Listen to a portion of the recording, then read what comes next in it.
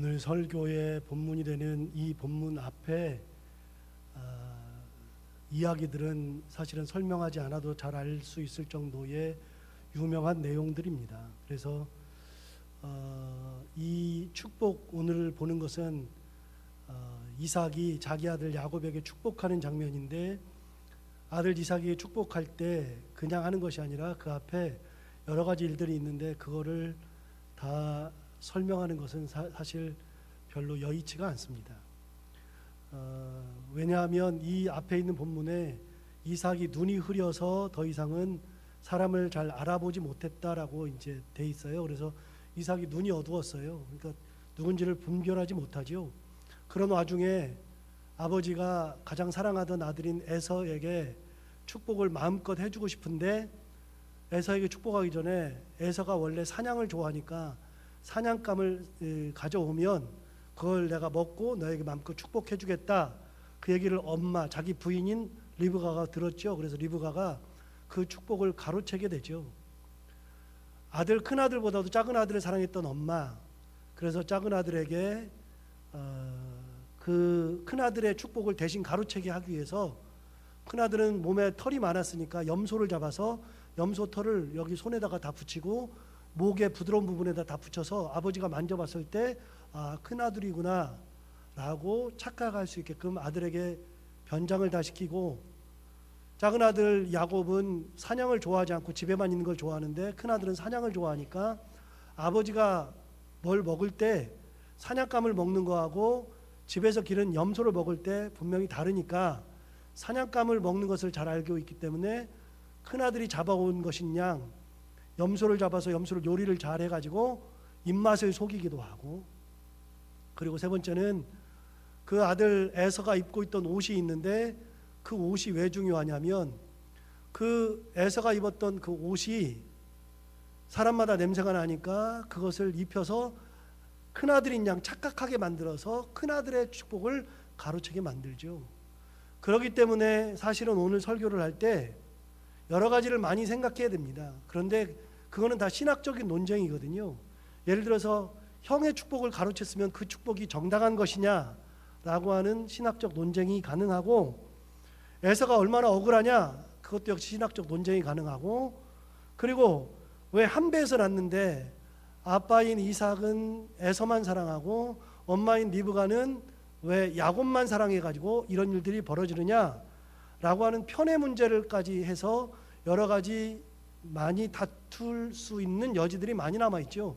그거를 설교 때 이야기할 수는 없고요. 나중에 시간이 되면 수요 성경 공부를 할지 다른 때 이야기하면 되는 거고, 오늘은 이 짧은 순간에 그런 얘기들은 다 접어놓고 오늘 이삭이 자기 아들 야곱에게 축복했던 내용만을 가지고 도대체 어떤 의미로 축복을 했을까라고 하는 것만 가지고 은혜를 나누도록 하겠습니다. 그럼 여러분 본문 27절 한번 볼까요?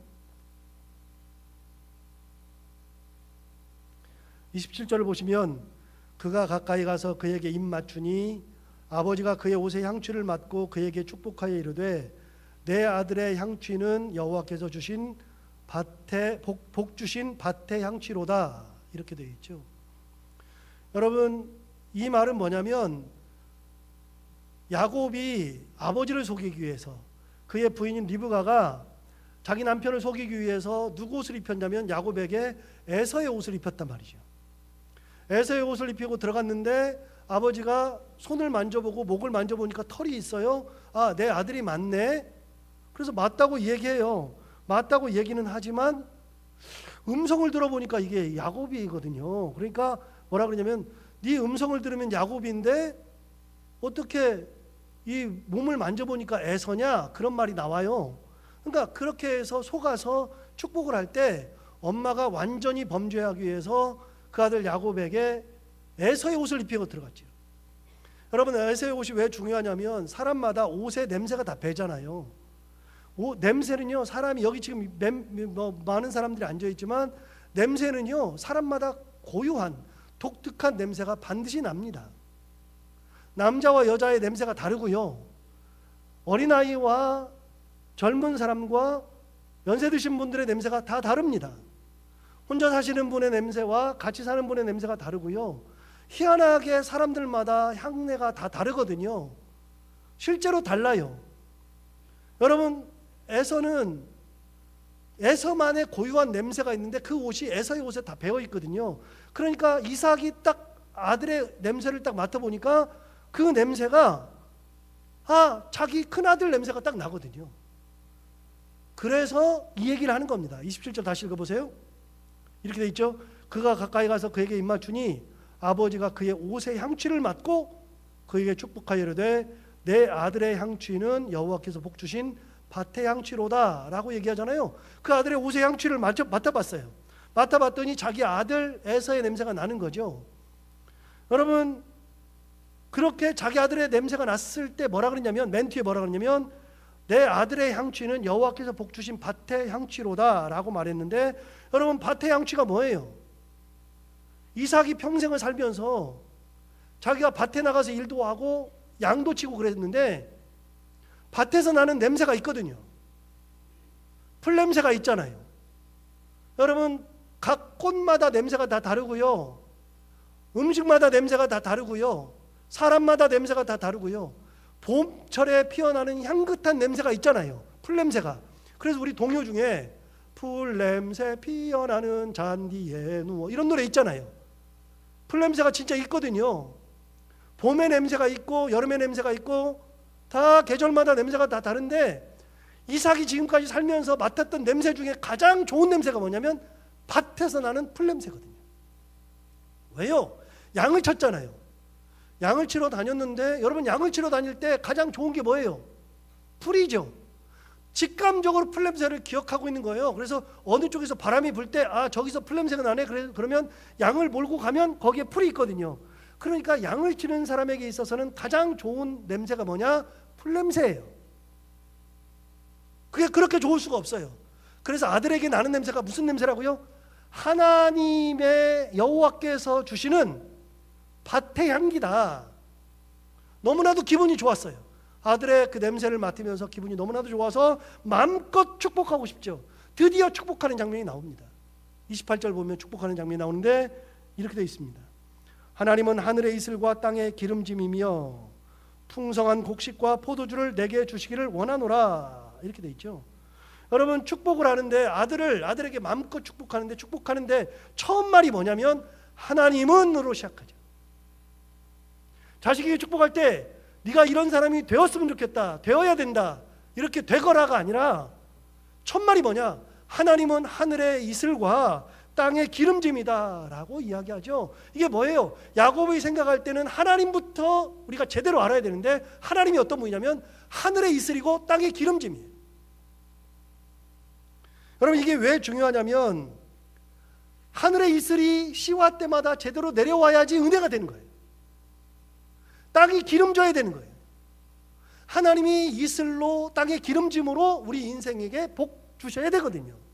지금까지 살면서 그거보다도 더 귀한 게 없어요. 가장 귀한 거는 하나님의 은혜인데, 하나님이 하늘에서 이슬로 우리에게 복 주시고 땅의 기름짐으로 복 주시는 거, 그게 있어야 된다는 것을 알았기 때문에 인생을 돌이켜볼 때 하나님이 가장 중요하다, 그 얘기를 먼저 하죠. 흔히 우리 중에 잘 나가는 사람이 있습니다. 그런 사람들은 기본적으로 가진 것이 많죠. 부모를 잘 만났든 자수성가를 했든 후에 좋은 사람을 만났든 사업이 잘 됐든 잘 나갈 수가 있습니다. 그러나 누구든지 처음부터 잘 나간 사람은 없습니다. 무슨 말을 하고 싶으냐? 원래부터 잘난 사람이 없다는 겁니다. 인생이라는 것은요, 원래부터 잘난 사람이 없어요. 살아가면서 잘난 존재가 되어 가는 거죠. 무슨 말이냐면 인생은 누군가의 은혜를 입어서 잘난 존재가 되어야지 내 자체가 잘난 존재가 없어요. 이삭도 농사를 지었고 양을 치며 살았습니다. 그러다 보니까 모든 것은 하나님의 은혜임을 깨달았죠. 본능적으로 밭에서 나는 싱그러운 향취를 맡을 줄 알았고, 그 냄새가 나는 곳을 찾아가야만 된다는 것을 알았고, 하나님의 은혜 가운데에 찾아가야 양들이 먹는다는 것을 깨달았습니다. 농사 짓는 분들이나 어부들은요, 항상 마음을 쓰는 것이 날씨입니다. 특히 어부들은요, 날씨에 굉장히 민감합니다. 왜냐하면 배를 타고 나가는데 갑자기 폭풍이 이렇게 치면 안 되니까 항상 날씨를 봐요. 그런데 우리는요, 그 뉴스 그 날씨 예보를 할 때 안 보는 게 있어요. 항상 뭘 보냐면 어디를 보냐면 항상 우리는 서울의 날씨를 봐요. 오늘 낮에는, 오늘 저녁에는, 아침에는 서울 날씨를 주로 보지 전국 날씨를 잘 안 보거든요. 그런데 여러분 날씨 끝에 꼭 뭐가 나와요? 먼 바다 얘기 나오죠?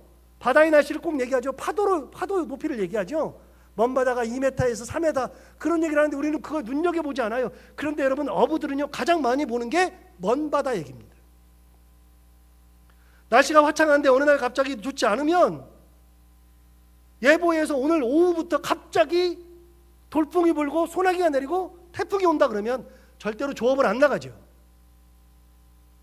옛날에는 그걸 몰랐어요. 옛날에는 그걸 모르니까 어떻게 했어요? 날씨가 오늘 좋네? 그럼 조업하러 나갔다가 태풍 만나면 죽어요. 그러니까 어떻게 하느냐? 동물들이 움직이는지 안 움직이를 봐요. 동물들이 날씨에 민감한 동물들이 있거든요. 그걸 봐요. 날씨를 봐요. 먹구름이 어디 있는지를 봐요. 그렇게 나가도 결국은 잘 제대로 알지 못하니까 죽는 분이 많아서 옛날에는요, 지금은 안 그런데 옛날에는 어촌에 한 집 걸러 한 집씩 과부들이 산다 그랬거든요. 그만큼 많이 죽었죠. 그 사람들의 특징은 뭐냐면요, 돈을 아무리 많이 벌려고 해도 물고기를 아무리 많이 잡았어도 그래도 돌아오는 와중에 태풍을 만나면 물고기 다 버리고 사는데 급급해요. 가장 중요한 게 뭐예요? 날씨예요. 진짜 중요한 게 날씨예요. 농사 짓는 분들에게도 가장 중요한 게 날씨입니다. 갑자기 폭우가 내리거나 갑자기 비가 오지 않아서 땅이 쩍쩍 갈라질 때, 어떤 때는 비가 많이 와서 걱정, 어떤 때는 비가 적게 와서 걱정. 여러분 그게 농사 짓는 사람이죠. 그러니까 뭐만 봐요? 하늘만 봐요.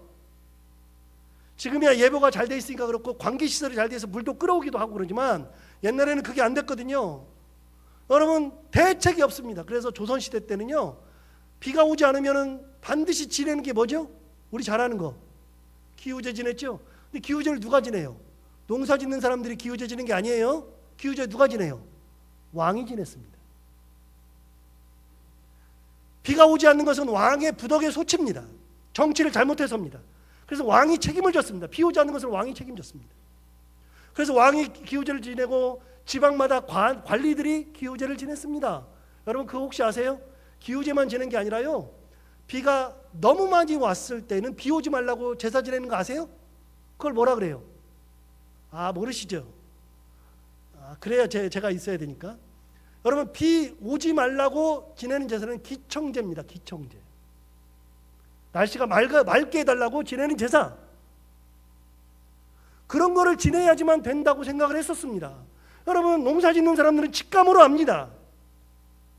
하늘에서 비를 내려주셔야 되고 그 비가 너무 많이 오면 안 되고 땅이 기름져야 된다는 것을 정확하게 압니다. 여러분 이삭이라고 하는 사람이 살았던 때는 지금이 아니고요, 지금으로부터 수천 년 전에 살았기 때문에 하늘에 더 민감하죠. 그러니까 직감적으로 아는 겁니다. 뭘 알아요? 하나님이 어떤 분이냐? 하늘에 이슬이고 땅에 기름진 그것을 주시는 분이 하나님이시다. 내 인생을 보니까 내 인생에서 가장 중요한 것은 내가 뭔가를 할 수 있는 게 없어요. 내가 농사를 잘 지었는데 어느 날 갑자기 폭우가 내리거나 우박이 내리면 끝이야. 내가 땅을 잘 일궜는데 갑자기 그 일군 땅으로 전쟁이 나가가지고 군사들이 다 지나갔어요. 땅이 어떻게 돼요? 땅이 다 망가져요. 여러분 기름진 것은 어떻게 해야지 기름져지느냐? 기름진 땅을 관리하는 나도 중요하지만 기름진 땅에 군사들이 지나가지 않도록 지켜주시는 하나님의 은혜가 있어야 되는 것을 이삭이 알고 있는 거예요. 농사를 잘 지었는데 그 농사를 하나님께서 인도해 주셔서 우박이 오지 않고 비가 제대로 내려야 되고 메뚜기 떼가 지나가지 않아야 되고 황충이 먹지 않아야 되고 그걸 직감적으로 알고 있는 거예요. 이삭이. 그러니까 모든 것은 하나님의 은혜밖에 없다는 것을 정확하게 아는 거예요. 여러분 이삭이 지금 야곱을 축복하는데 축복할 때 첫 마디가 뭐냐? 하나님부터 제대로 알아라. 하나님을 알아야 된다. 하나님이 누구냐? 하늘의 이삭이요 땅의 기름짐. 그분이 하나님이시다. 내가 살아보니까 내가 한 것은 별로 없는데 내가 그렇게 기름졌어. 내 인생이 기름졌어. 잘 나갔어. 잘 나갔는데 보니까 그래서 내가 잘 나가서 잘 나간 게 아니라 하나님께서 내 땅을 기름지게 만들어 주셨고 시와 때마다 비를 내려주시고 이슬을 내려주셔서 나를 그렇게 만들어 주셨더라. 여러분, 자식을 축복할 때 자식한테 이거 되거라 저거 되거라 이거다 그게 아니고요. 이삭이 했던 말을 정확하게 들어보세요. 하나님부터 알면 된다. 하나님이 어떤 분인지 정확하게 알아라. 하나님이 하늘의 이슬이고 땅의 기름짐, 그분이 하나님이시다. 그러면서 얘기합니다. 다시요, 28절을 다시 읽어볼까요? 하나님은 하늘의 이슬과 땅의 기름짐이며 풍성한 곡식과 포도주를 내게 주시기를 원하노라. 여러분, 뭐라고 얘기하냐면 풍성한 곡식과 포도주를 내게 주시기를 원한다. 그 말은 뭐예요? 네가 노력해봐야 풍성한 곡식과 포도주를 얻는 게 아니다. 하나님께서 내 삶에 풍성한 곡식과 포도주를 주셔야만 된다라는 것을 얘기하는 거죠. 우리 돌잡이 하잖아요. 돌잡이 하면은 여기다 이렇게 놓고서 이렇게 돌잡이 하잖아요. 옛날에는 뭘 놨냐면 명주실을 놨어요. 왜 놨어요? 장수하라고, 오래 살으라고. 그 당시에는 일찍 죽었거든요. 지금은 명주실 놓는 집 거의 없어요. 놓긴 놓는데 요즘은 장수 많이 해요. 그러니까 명주실 놓을 필요가 없죠. 옛날에는 뭘 넣냐면 엽전을 놨어요. 엽전 왜 놔요? 돈 많이 벌어서 부자 되라고. 또 붓을 놓기도 했어요. 공부 열심히 해서 성공하라고. 어떤 때는요 마패를 놓기도 했어요. 큰 관직에 오르라고. 요즘에는 바뀌었어요. 마패 놓는 데 없어요. 요즘에 뭘 놔요? 요즘에는요, 제가 지난번에 갔더니 판사봉을 놨더라고요. 치는 거. 고태를 놨어요. 고태. 판사봉을 놨어요. 뭐 되라고? 법조인 되라고. 근데 판사봉 옆에 뭐가 있냐면요, 청진기가 이렇게 있어요. 청진기가. 뭐 되라고요? 의사 되라고. 근데 그 옆에 뭐가 있냐면 마이크가 있어. 마이크 왜 놔요? 방송인 돼서 성공하라고. 그 옆에는 컴퓨터 이렇게 클릭하는 마우스가 있어요. 프로그래머가 되고 큰 부자가 되라는 의미로 그런 걸 놔둬요. 여러분, 제가 그걸 볼 때마다 웃기는데 하시는 분도 알고 저도 알고 다 알아요. 여러분, 만약에 애가 이 판사봉을 고태를 잡으면, 판사봉 잡으면 판사 돼요? 안 되는 거 다 알잖아요. 청진기 잡으면 무조건 의사 돼요? 안 되죠. 그런데 아이가 꼭 그걸 잡았으면 좋겠어. 그래서 다 치우고 그것만 딱 한쪽 치우는 그것만 하고, 애가 잡으려고 그러면 이쪽으로 옮겨가지고 그거 잡으라고. 그러면 잡아져요? 그러면 돼요? 저도 지내보니까 지금까지 오는 것 자체에 하나님의 은혜가 아니면 안 되던데요. 시와 때마다 돕는 은혜가 없으면 안 되던데요. 풍성한 곡식은 내가 만드는 게 아니라 하나님께서 은혜 주셔야 풍성한 곡식이 맺히는데요. 여러분, 이삭은 정확하게 알았어요. 농경문화니까 정확하게 알았어요. 농사를 짓던 사람이니까 정확하게 알아서 풍성한 곡식은 하나님이 내신다. 정확하게 알았죠. 여러분, 우리가 이삭을 생각할 때마다 생각나는 게 뭐냐면, 이삭은 우물을 많이 팠어요. 그것도 대단한 건데, 하나님께서 은혜 주셔서 그런 건데, 얼마나 대단하냐면요, 이삭은 희한하게 땅만 파면 물이 나와. 이스라엘 땅에서. 우리나라보다도 더 힘드는데 희한하게 땅 파면 물이 나와요. 그러니까 이삭은 본능적으로 여기를 파면 물이 있다는 것을 알았어요. 하나님의 은혜로 그걸 알고 있었어요. 그런데 물을 파면 블레셋 사람들이 와서 원래 우리 건데, 그거 지난번에 내가 파다가 막은 건데, 그래서 다 뺏었어요. 그런데 이삭은 다 넘겨줬어. 그런데 넘겨주면서도 이삭이 싸우지 않고 왔어요. 근데 그것으로 부자가 되지 않았어요. 그런데 이삭에게서 또 하나 재밌는 게 하나 나와요. 26장 12절 한번 가볼까요? 26장 12절.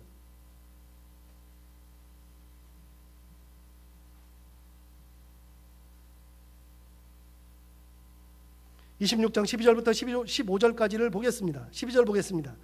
이삭이 그 땅에서 농사하여 그의 몇 배 얻었어요? 100배나 얻었고 여호와께서 복을 주심으로 그 사람이 창대하고 왕성하여 마침내 뭐가 됐어요? 거부가 되어 양과 소가 떼를 이루고 종이 심이 많으므로 블레셋 사람들이 그를 시기하여 그 아버지 아브람 때에 그 아버지의 종들이 판 모든 우물을 막고 흙으로 메웠더라. 그랬어요. 여러분, 이삭이 그의 농사를 했는데 몇 배라고요? 100배. 이게 얼마나 대단한 거예요? 감이 잘 안 오죠? 100배가 뭔지 감이 잘 안 오죠? 여러분, 제가 예를 들어 볼게요. 어떤 목사님이 개척을 했어요. 개척을 했는데 개척 멤버가 3명이야. 3명인데 그 해에 하나님께서 복을 주셔서 100배의 결실을 맺었어요. 몇 명 됐어요? 300명. 별로 감이 안 와요? 뭐 그러려니 해요? 개척해보면 알아요. 한 명이 얼마나 힘드는지. 여러분 300명이 됐다, 그 말도 안 돼. 그런데 그 다음 해에 하나님께서 또 은혜를 주셔서 몇 배가 돼? 100배를 또 받았어. 300명이 예배를 드렸는데 그 해 연말에 100배의 결실을 맺었어요. 여러분 300명에 100배면 몇 명이에요? 3,000명이요? 아니죠. 3만 명이죠. 하나 물어볼게요. 말이 돼요, 안 돼요? 왜 대답을 안 해요? 말이 돼요, 안 돼요? 안 되죠. 우리 다 알잖아요. 안 되잖아요. 여러분 이제 실감이 돼요? 100배가 얼마나 큰지 실감이 되세요? 다른 예를 하나 들어볼게요. 어떤 사람이 짜장면집을 냈어요. 짜장면집을 냈는데 시설비도 들고 뭐 해가지고서 1년 동안 열심히 해가지고서 줄 거 주고 남길 거 남길고 뭐 시설비 뭐 이런 엄청 다 해가지고서 딱 했더니 1년 동안 열심히 일했더니 딱 내 손에 주어지는 돈, 1년 동안 일했는데 내 손에 주어지는 돈이 100만 원이야. 살 수 있어요, 없어요? 못 살죠. 이걸 접어야 되나 말아야 되나 그러다가 한 번만 더 해보자 그러고서 1년을 하는데 갑자기 하나님께서 100배의 결실을 줘가지고 1년이 지났어요. 100만 원 수입에 내 손에 떨어진 게 100만 원이었는데 1년 지났는데 얼마가 떨어져요? 잘 몰라요? 1억이 떨어지잖아요. 저는 제 평생에 1억 연봉 되는 게 소원이에요. 되질 않아요. 1억을 어떻게 벌어요? 이게 돼요? 잘 안 되지? 되는 분도 있겠지만 여러분 하나님이 100배의 열매를 주시면 100만 원 벌던 사람이 얼마를 번다고요? 1억을 벌었어. 한 해 더 해볼까? 자 다시 해요. 한 해 다시 했어. 1억을 가지고서 열심히 했는데 1억을 벌었는데 그 다음에 하나님께서 100배의 결실을 주셨어요. 얼마가 됐어요? 10억이요? 100억이에요. 다시 물어요. 말이 돼요? 안 돼요? 안 되잖아요. 다 알잖아요. 말이 안 돼요. 그런데 여러분 26장 12절은 놀라운 말을 정언하고 있어요. 뭐라고 있어요? 26장 12절 다시 읽어요. 이삭이 그 땅에서 농사하여 그 해에 몇 배 얻었어요? 100배나 얻었다. 여러분 그냥 스쳐 지나가는 소리가 아니고요. 엄청난 하나님의 은혜를 받았다 그 말이에요. 엄청난 은혜. 그런데 12절 다시 읽어요. 26, 12절. 이삭이 그 땅에서 농사하여 그 해에 100배나 얻었고 그 다음 뭐라 그러냐면 여호와께서 뭘 주셨다? 복을 주심으로 그랬잖아요. 이 모든 것은 이삭이 정확하게 알았어요. 하나님이 나에게 뭘 주셔서? 복을 주셔서. 13절 읽어봐요. 그 사람이 창대하고 왕성하여 마침내 뭐가 됐죠? 거부가 되었다. 그래서 14절에 보면 양과 소가 떼를 이루고 종이 심이 많음으로 블레셋 사람들이 그를 시기하였다. 여러분 얼마나 양이 많은지, 얼마나 소가 많은지, 얼마나 종들이 많은지 100배의 결실을 맺게 하였다라고 되어 있죠. 여러분 농사 지어봐야 잘 되겠어요? 그런데 여러분 100배의 결실을 맺었다는 얘기는 뭐냐면요, 비가 때에 맞게 잘 왔다 안 왔다? 잘 왔다. 메뚜기 때가 지나갔다 안 지나갔다? 안 지나갔다.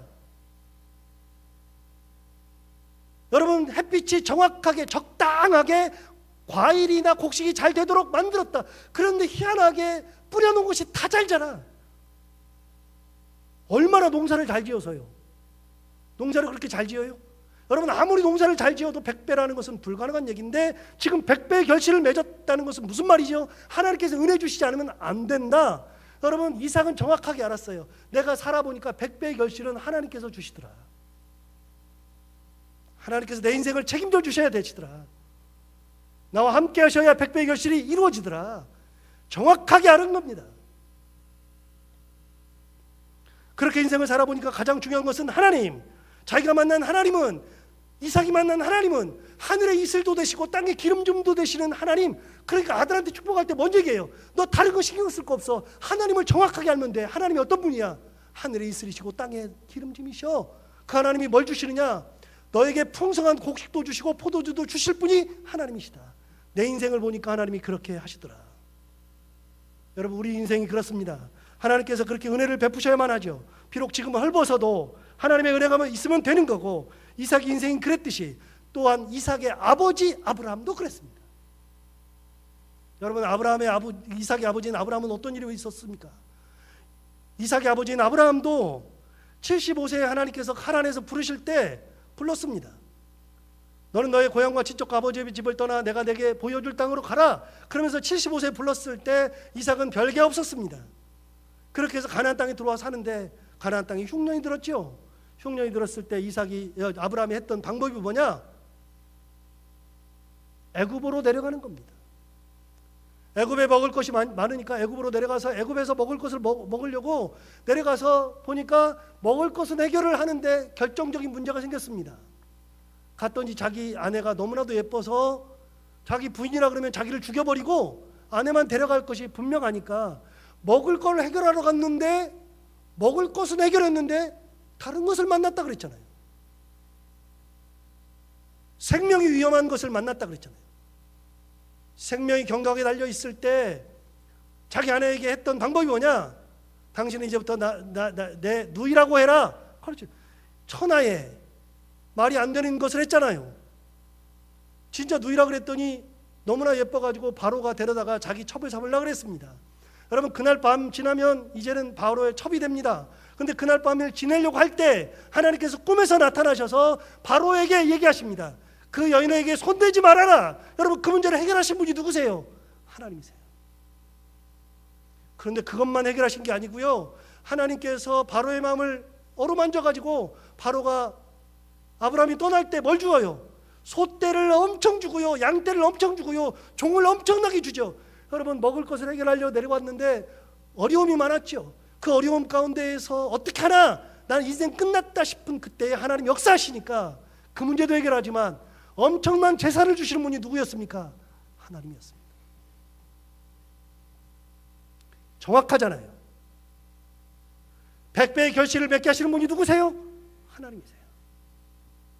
그걸 이삭이 들었습니다. 이삭이 자기 아버지 아브라함이 맨날 얘기했습니다. 사실 내가 너 태어나지도 않았을 때 먹고 살 것이 없어가지고 애굽으로 내려가가지고서 이런 일이 있었다. 그래가지고 엄마는 바로의 첩이 될 그런 상황에 놓여 있었고, 나는 겨우 목숨 부지하고 그냥 먹기만 하고 살 수 있었다. 그런데 하나님께서 내 인생에 간섭해 주셔서 너희 엄마를 온전하게 지켜주신 분이 하나님이시요, 많은 재물을 주신 분도 하나님이시더라. 귀가 못이 아프게 들었습니다. 아버지에게, 이삭이. 아버지에게 귀가 못이 박히도록 많이 들었던 얘기 뭐냐? 하나님께서 풍성한 곡식을 주시더라, 은혜를 주시더라. 그 얘기를 들었는데 자기도 자기 자식에게, 야곱에게 축복할 때 뭐라 그러냐면, 야, 세상에서 하나님께서 풍성한 곡식과 포도주를 주셔야 되는 거다. 내 인생 살아보니까 100배의 결실도 맺게 해주시는 분이 하나님이시더라. 다른 거 보지 말아라. 여러분, 이삭이 야곱에게 축복할 때 너는 이런 사람이 되거라, 이렇게 살아야 된다, 이렇게 이루어야 된다는 말은 한마디도 없고요, 28절에 보면 전부 다 무슨 얘기만 해요? 하나님 얘기만 해요. 축복이 하나님밖에 없어요. 살아보니까 그래요. 저도, 여러분도 동일하게 살아왔을 때 지금까지 오는 길을 돌이켜보면 하나님의 은혜가 아니면 살아갈 수 없는 일들이 너무나도 많았어요. 하나님께서 지켜주셨으니까 여기까지 온 거잖아요. 여러분, 제가 자식한테 이야기할 때 너 이렇게 되거라 저렇게 되거라 보다도 더 중요한 건 뭐냐? 하나님의 은혜 가운데 살거라. 하나님이 네 인생을 책임져 주셔야 된다. 여러분, 그게 축복이라고요. 자식에게 주는 축복이 뭐냐? 하나님을 제대로 알아야 된다. 하나님께서 너에게 풍성한 곡식과 포도주를 주셔야만 된다. 29절 볼까요? 29절 보시면, 만민이 너를 섬기고 열국이 내게 굴복하리니 내가 형제들의 주가 되고 내 어머니의 아들들이 내게 굴복하며, 거기까지 그냥 잊어버리세요. 그 다음이 중요해요. 그 다음 뭐라고 되어 있냐면, 너를 저주하는 자는 저주를 받고 너를 축복하는 자는 복을 받기를 원하노라. 야곱이 자기 아들에게 했던 축복 중에 하나가 뭐냐면, 마지막으로, 다른 것도 생각해 봐야 되지만 이 마지막이 중요한 거예요. 너를 저주하는 자는 저주를 받고 너를 축복하는 자는 복을 받기를 원하노라. 이 말은 뭐예요? 너 잘 들어. 누가 너를 저주하지? 저주하면 쫓아가가지고 너도 저주해. 누가 너에게 축복하지? 너도 쫓아가서 그 사람한테 축복해줘. 가 아니고요. 누가 너를 저주해도 가만히 있어. 가만히 있어봐. 너를 저주하는 자는 하나님이 그 사람을 저주할 거야. 너를 축복하는 사람이 있으면 너도 가만히 있어. 그냥 뭐 갚으려고 하지 말고 가만히 있어봐. 하나님이 그 사람에게 복을 내려주실 거야. 그 얘기예요. 29절 뒤쪽 다시 봐요. 너를 저주하는 자는 저주를 받고 너를 축복하는 자는 복을 받기를 원하노라. 이렇게 돼 있어요. 제가 다시 읽어요. 여러분 본문 보세요. 제가 이렇게 읽을 거예요. 처음에는 똑바로 읽고 나중에는 다르게 읽을 거예요. 다시 읽어요. 너를 저주하는 자는 저주를 받고 너를 축복하는 자는 복을 받기를 원하노라. 이게 이삭의 축복인데 제가 다르게 읽을 거예요. 거기 쳐다보세요.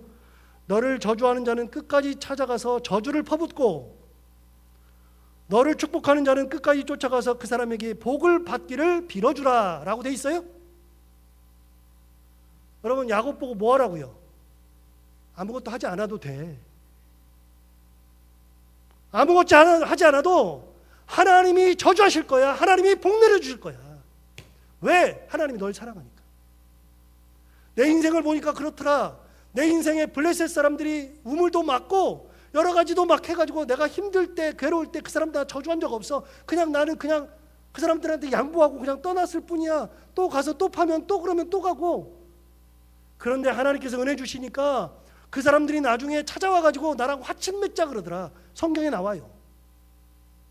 그러니까 이삭이 뭐라 그랬어요? 지난번에 나한테 이 땅에서 쫓아내고 너희들 그랬는데 이제 와서 화친을 맺어? 그런 얘기를 한 적이 있어요. 그런데 그 사람들이 뭐라 그래요? 네가 너무나도 힘이 세졌고 강하고 너무 대단하니까 우리랑 화친 맺어서 서로 군사를 일으키지 말도록 동맹을 맺자라고 하는 게 성경에 나와요. 여러분 이삭이 한 게 없어요. 그런데 하나님께서 저주하는 사람들을 쫓아내는 사람들을 약하게 만드시고 이삭을 강하게 만드셨죠. 그러니까 그걸 봤던 이삭이 뭐라 그래요?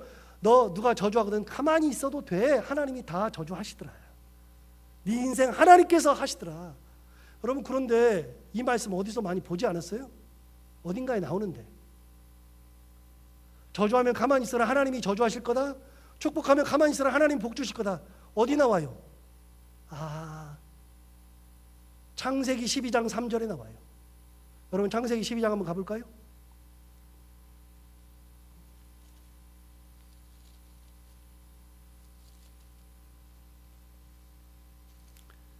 창세기 12장 보세요. 1절을 보시면 이렇게 되어 있습니다. 여호와께서 아브라함에게 이르시되 너는 너의 고향과 친척과 아버지의 집을 떠나 내가 내게 보여줄 땅으로 가라. 이게 하나님께서 아브라함을 부르시는 소명장이죠. 너에게 가. 너 이제 따라와. 저기 가. 그래 놓고서 하나님께서 말씀하시는 게 두 가지 말씀하시는데 2절 3절을 말씀하시는데 2절은 빼고요. 3절만 볼까요? 3절에 보시면 이렇게 되어 있어요. 너를 축복하는 자에게는 내가 복을 내리고 너를 저주하는 자에게는 내가 저주하리니 땅의 모든 족속이 너로 말미암아 복을 얻을 것이라 하신지라. 하나님이 아브라함에게 옛날에 하셨던 말씀이야 이게. 누가 너를 저주하면 내가 가서 저주해버릴 거야. 너 가만히 있어도 돼. 누가 너를 축복하면 내가 그 사람한테 복을 줄 거야. 내가 저주하고 내가 복을 내린다. 너는 땅에 복이 되기만 하면 된다.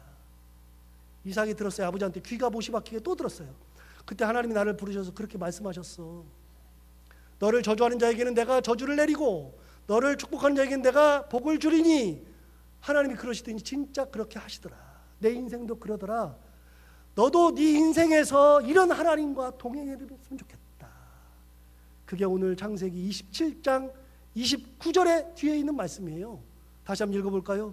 맨 뒤에 있는 말씀, 축복에서 가장 중요한 말씀. 너를 저주하는 자는 저주를 받고 너를 축복하는 자는 복을 받기를 원하노라.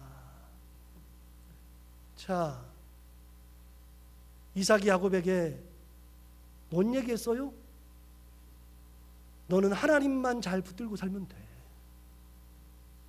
그 하나님은 하늘에 이슬이고 땅에 기름짐이신 그 하나님, 씨와 때마다 너에게 풍성한 곡식과 포도주를 주시는 하나님, 그분만 붙들고 살면 네 인생 갈 때 저주가 앞에 있어도 괜찮아.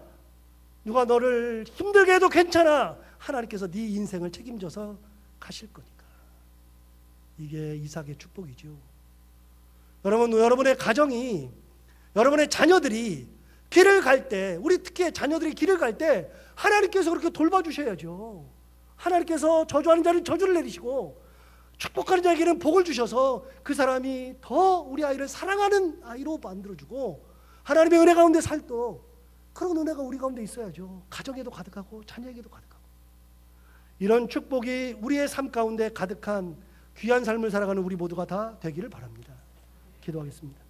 하나님 아버지, 오늘도 귀한 말씀을 오늘 주셔서 감사합니다. 이 말씀을 주신 것처럼 하나님 아버지, 우리가 가는 길마다 함께하여 주옵시고 우리가 꼭 기억하게 하여 주시되 하나님께서 우리의 하늘에 있으리되